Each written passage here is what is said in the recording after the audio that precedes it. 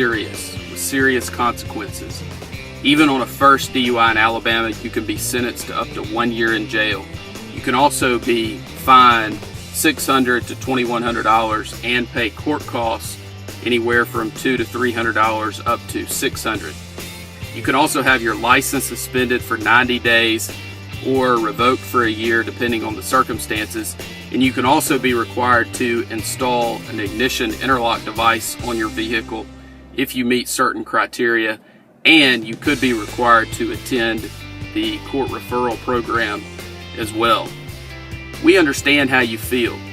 We've represented 1,000+ people on DUIs and have handled thousands of cases throughout the state of Alabama. We know that you're scared. We know that you're anxious. We know that it is very, very difficult to decide which attorney to hire to represent you.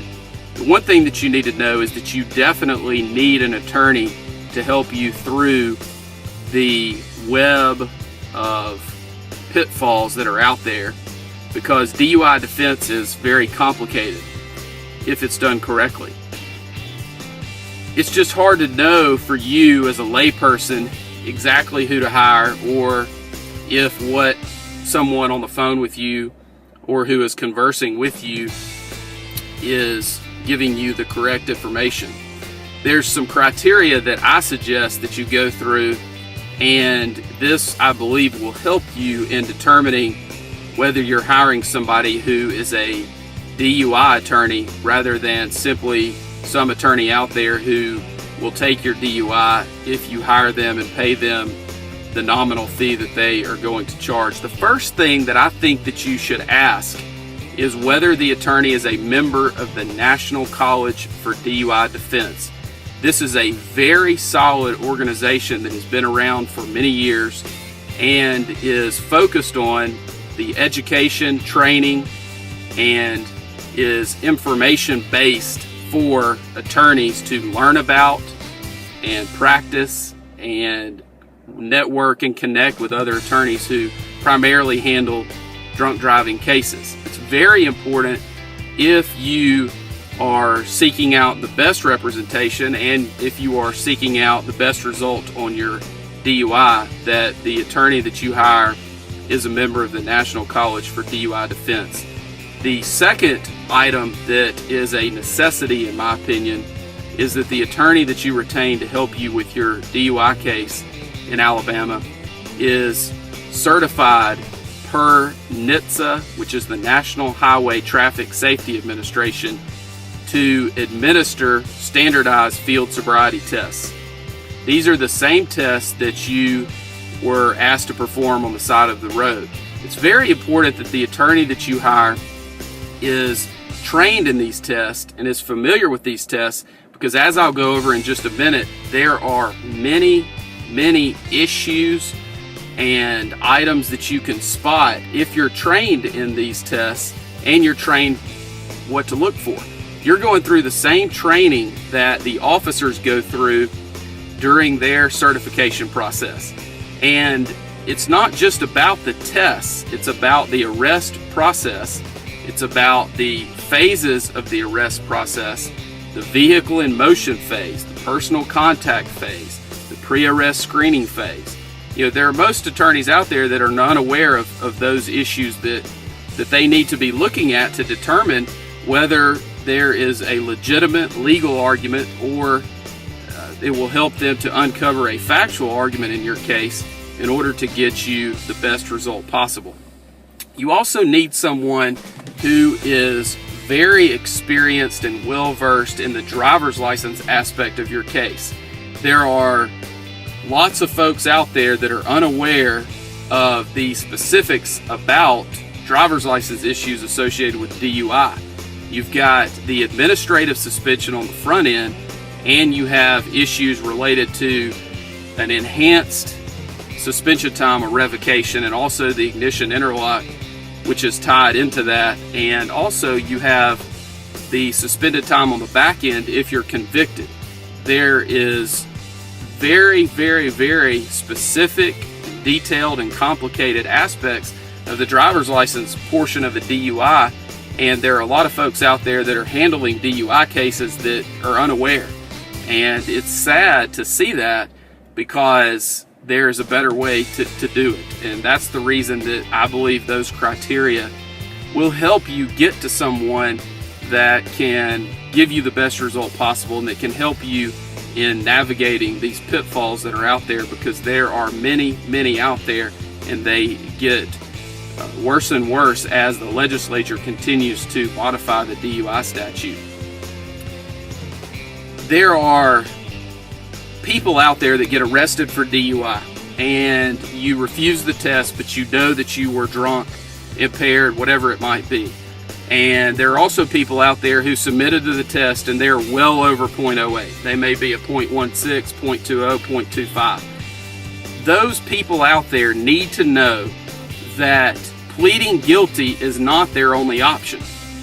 They need to know that there are lawyers out there, such as myself, and there are other good DUI defense attorneys in the state of Alabama that know how to litigate these cases, know what to bring up, and know how to handle these in a way that is going to get you the best result possible. And it's very important that you hook up with and work with someone that understands the ins and outs of DUI defense, because even though you may feel like your case is hopeless, there is a way to suppress some of this information, to suppress some of these tests, to keep information out of evidence, or to negotiate and work something out so that charges may be dismissed or reduced for a non-DUI disposition. Because our goal in every single DUI case that we handle is to either have the DUI dismissed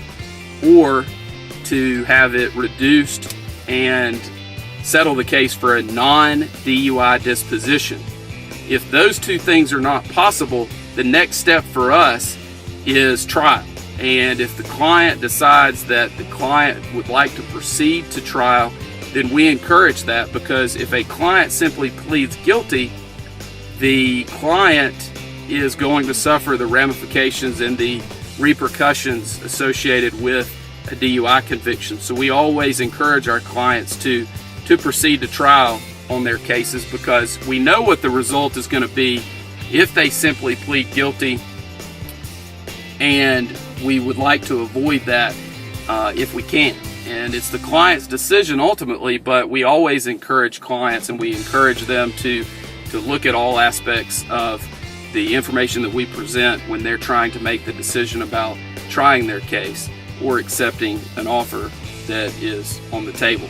So the first step in a DUI defense case is to secure the license issues. That may include requesting a hearing, may include requesting a review, it may include going to the driver's license suspension hearing.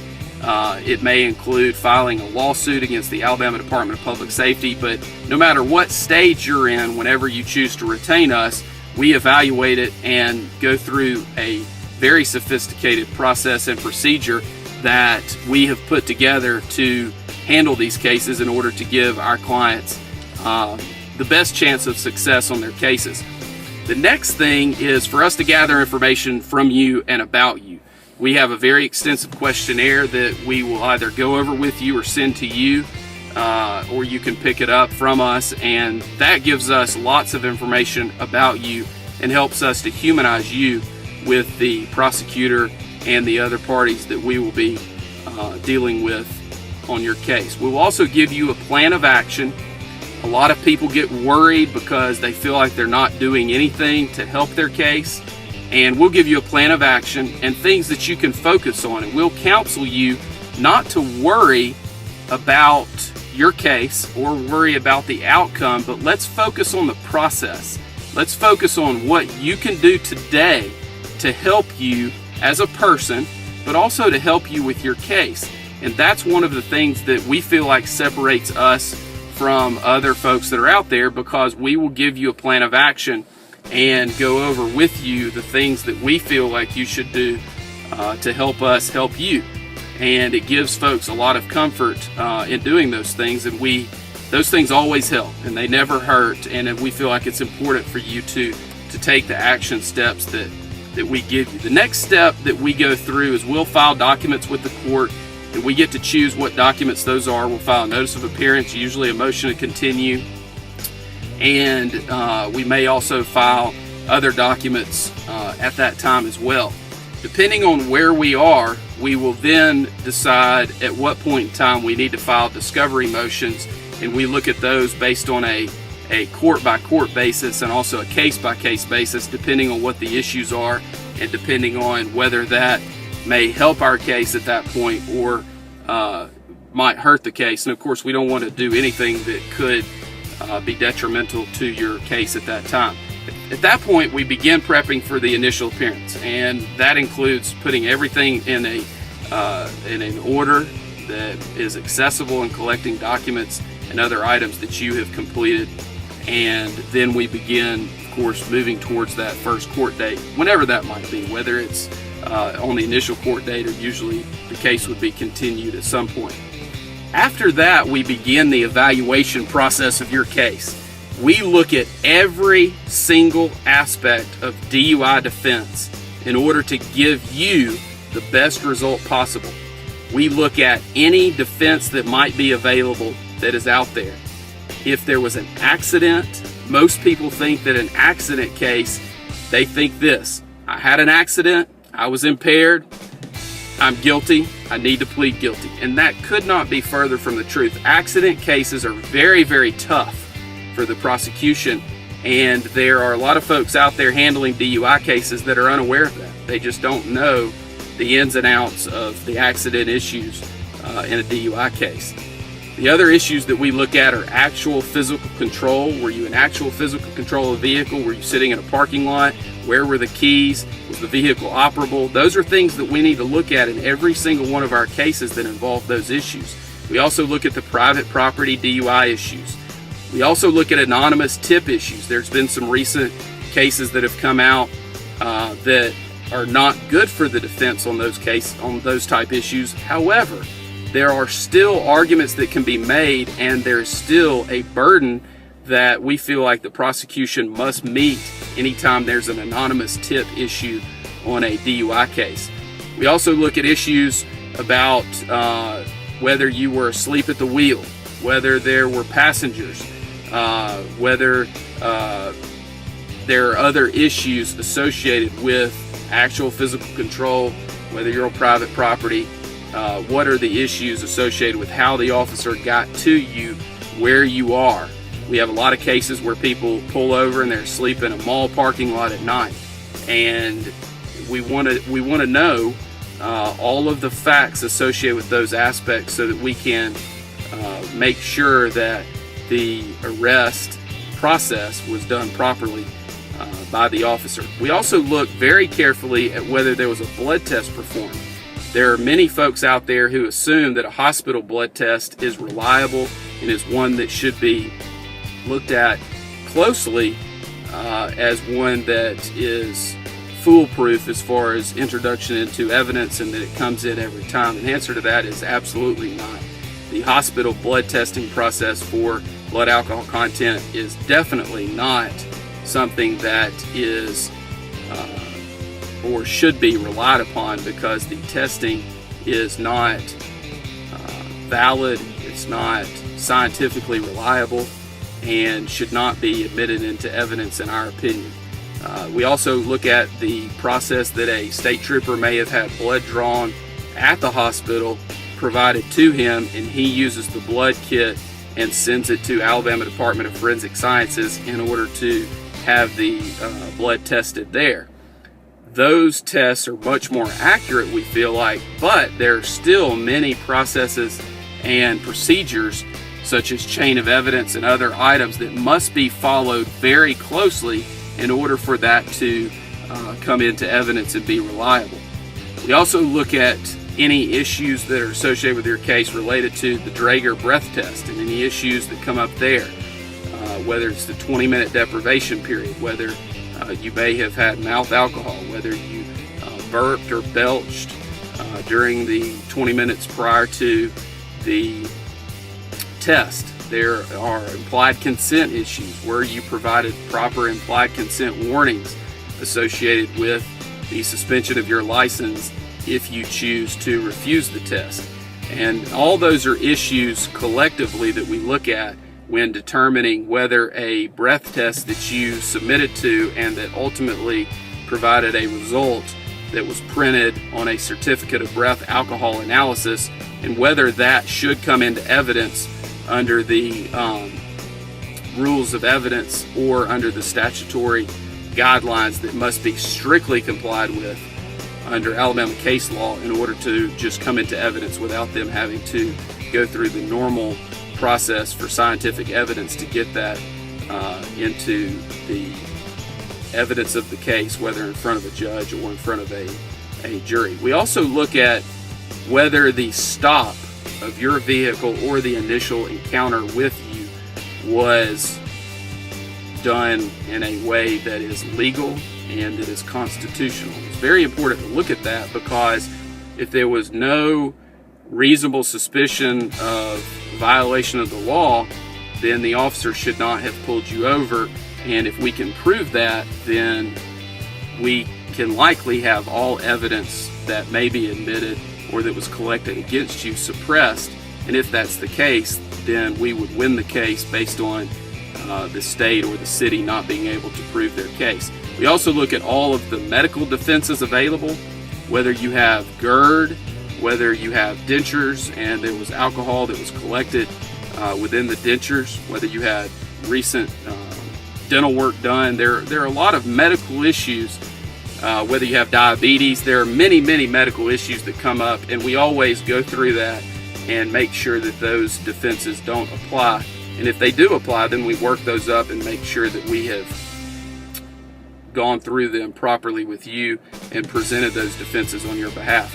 We also look at the UTTC, which is the traffic ticket, the complaint against you, to make sure that there are no issues related to that as well, such as municipal ordinance issues, if there are issues related to the code sections cited, whether it's proper, and whether they have your proper information on the UTTC or not. We also go through and determine whether you requested an independent test, and if that was handled properly. We look at any roadblock issues that may come up, if a roadblock was the cause of the initial encounter. And we also look at whether you have any prior DUI offenses and whether we can exclude those, and whether the city or the state has the necessary evidence related to those priors to be able to use those through the negotiation process or through the trial and sentencing process if it gets to that point. The next thing that we look at, and a very important aspect of the case, is the Standardized Field Sobriety Test. And I am certified as an instructor in field sobriety testing and also as the administrator of the test. And going through that process and reviewing, hopefully, a videotape, definitely the trooper or the city officer's notes related to the field sobriety testing, the process that they have to go through in order to come to a decision to arrest you for DUI is one that has to be followed closely, because otherwise they are simply going through the motions and not doing it properly and arresting you not based on sound evidence or based on logical conclusions from their observations, but just running through the motions so that they can get to an arrest at the end. We want to make sure that that is not happening and that things are not being done that are in violation of your rights and in a way that is not standardized. We want to make sure they gave you the proper instructions, make sure that they look for the proper clues, make sure that they scored the test correctly. It's very important that those items are looked at closely, because otherwise you're giving up some of the aspects of your case that could be litigated and ultimately tried if needed. The other options that we look at after we've gone through the full analysis and talked to the client about every aspect related to their DUIs, we determine if there are any triable issues in the case and how likely it is that we would succeed on those issues. And then we go through the process with the client so that the client gets to decide with our guidance how to proceed in the case, whether to settle the case for a non-DUI disposition, if that is an option, or whether to proceed to trial, if that is what the client chooses, or to accept whatever offer is out there, and that is usually against our advice depending on what the triable issues are that come up. And in any DUI case, if you have the knowledge and the experience to go through and review every aspect of the case and every defense that might be available, there are always issues that can be brought up related to a DUI case because they are so complicated and they require so many steps in going through the process. So it's very important that the case is looked at with eyes that have the experience and the knowledge to get you the best result possible. It's very important. We've handled 1,000 plus DUI cases. We've resolved 5,000 or more charges throughout the state of Alabama, and we can help you with your case. All you have to do is let us know and call our office, and we will be glad to talk to you and discuss your case with you at no charge, because we believe that you have a right to speak to any lawyer that you choose without having to pay an initial consultation fee in order to